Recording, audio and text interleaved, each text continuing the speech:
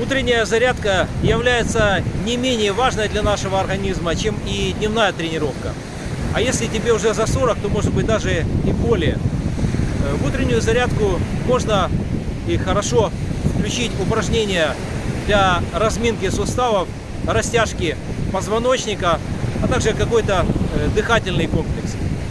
Сейчас начну утреннюю зарядку с упражнений для разминки суставов в положении стоя.